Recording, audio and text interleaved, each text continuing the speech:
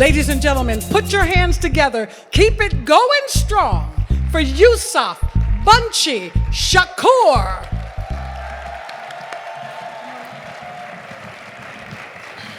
The year is 1992, and the police came knocking on my mother's door, and they arrested me and charged me with assault to tip and rob unarmed. And one of the arresting officers a couple years earlier had told my mother, I'm gonna take pleasure in sending his black ass to prison. So it wasn't no surprise when the white prosecutor and the black judge found me guilty of a crime I didn't commit. But the actual offense was being a black son of a black mother. And that broke my mother's heart. And as I was escorted out of the county jail to the prison bus, I had reasoned three things: that I had enemies in prison, my father was there, and I wasn't gonna be anybody's punk, because my mother raised a soldier. But they had underestimated a black mother's love. You see, my mother prayed and she prayed and she prayed. And this is where the movies that you saw about prison changes differently.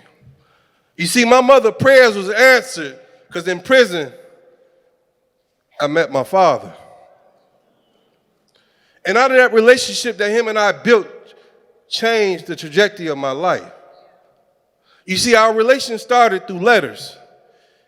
And when he responded to my first letter, he said, I would have never give you one of I told you speeches. See, it's not by accident that you find yourself in one of these concentration camps. You see, that's what prison is, concentrating on locking up black men. He ended the letter by saying, P.S., you misspelled knowledge, religion, envelope.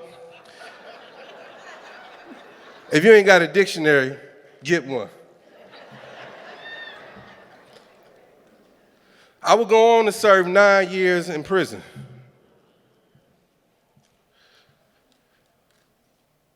With God being the best planner, my father and I would be at a maximum security prison together.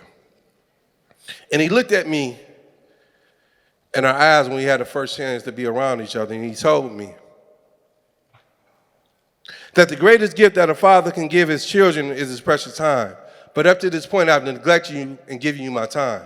But from this point on, I will do everything in my power and give you my time. You see, my father had taught me how to transform my prison cell into a university.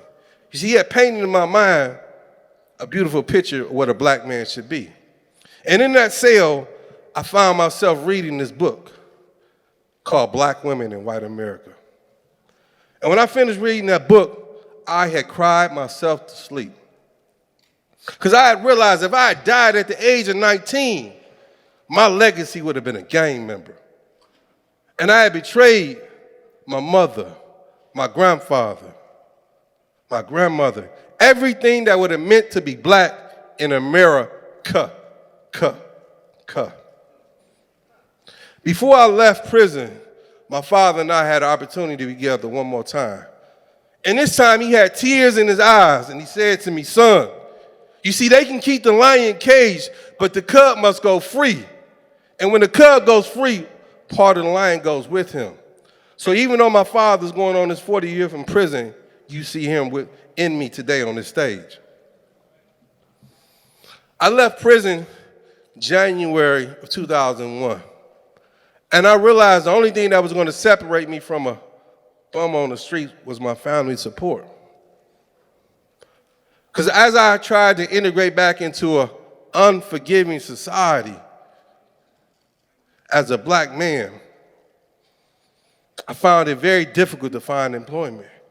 Because on that application, they was asked you that famous question, have you ever been convicted of a crime?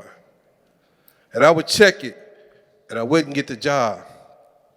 So the pressure began to mount, and my knees began to buckle, because I wanted to provide for my 8-year-old son. I wanted to be able to contribute to the bills that was mounting on my mother.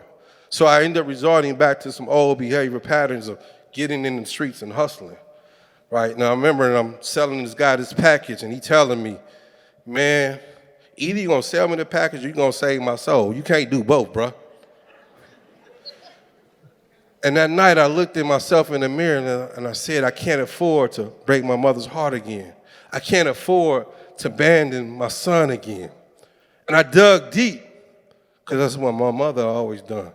You face whatever you have to face and you make what you make out of it. And the opportunity presented itself where I got my first official job through a temporary service, working at a Head Start program. And because of my work ethic, another job opening came. It was assistant teacher. And people encouraged me, said, you should apply for that job. You're wonderful with the kids, you're great. I'm like, me? I should apply for it? The former gang member, the former prisoner? He said, I don't see that person. I see someone else. So yes, you should apply for it. And I applied for it, and I checked that famous question again. Have you ever been convicted of a felony? But this time I felt different. And the human resources person offered me an interview. And in that interview, she asked me about the conviction. And I told her, even though I didn't do that crime, I wasn't an innocent person. I had done a lot of things that I got away with, but just that one I just didn't do. And she looked at me after I finished talking and she said, I don't see that person today. I see a black man with a lot of promise, and gave me the job.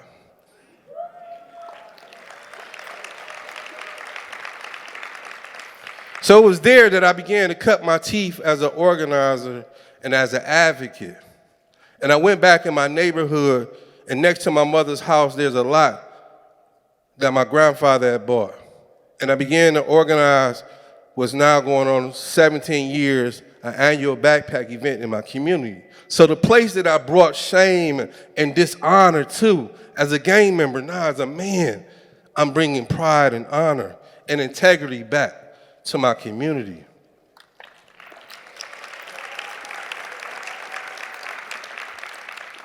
I would go on and accomplish so many other things: a published author, a public speaker, community leader, and numerous other bullshit, right?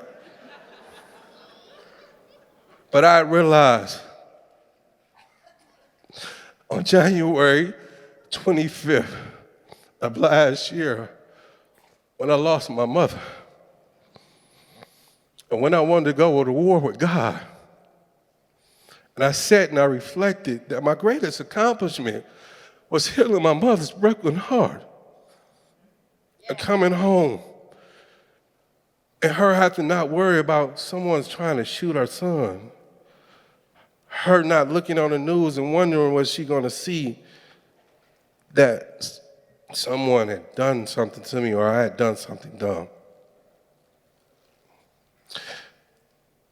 That my greatest accomplishment wasn't earning my associate degree, my bachelor's degree, my master's degree, but earning the trust of my mother, earning the trust of my sisters, earning the trust of my community. You see, my mother had told me when I was a little boy, Joseph, you can be the president of the United States if you want to. A black woman dreaming the impossible dream, creating the impossible vision, despite the racism, despite the patriarchy, despite what we face, and she dreamed that. She told me that. And it's on her shoulders I stand as I get ready to earn my PhD next year.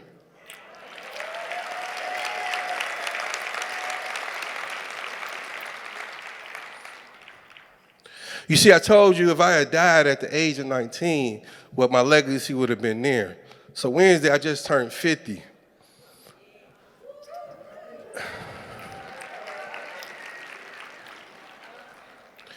If I so happen to die tomorrow, my legacy would be a person that loves his community, who fights for his community, who fights for his people, not locally, but nationally.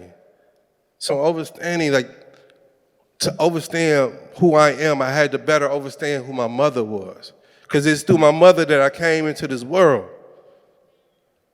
So I remember when I would say that when my mother, by the time she turned 24, that she had 3 children by 3 different men. And the pain and agony of saying that as if that was my mother's fault. No, this is society's fault of creating the stigmas of oppressing and dehumanizing black women, black children, and black men in black communities. You see, critical race theory, we say the words, critical race theory, but we're supposed to start with critical. How do we critically analyze and critically ask the right questions about race? Because I'm no longer hunted for being a black man. I love for being a black man because I transformed and wrote my narrative by understanding my mother's narrative. Because it's in her position, her locale, that she's created magic and beauty out of some ugly shit. That produced the type of theories and ideas that I have. That's how I have critical race theory. Because my mother taught me, if you want to give a damn about poverty, then you have to go meet people where they at. If you want to make a difference, you just got to give a fuck in a very authentic way.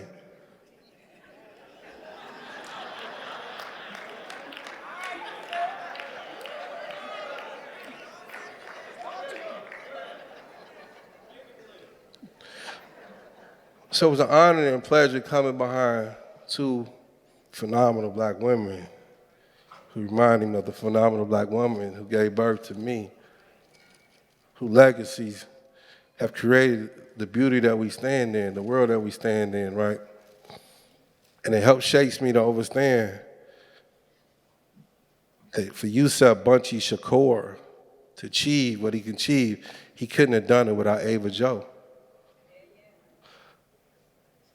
Because as a black man, if I can be half the black woman my mother was, I'll be all right. Thank you.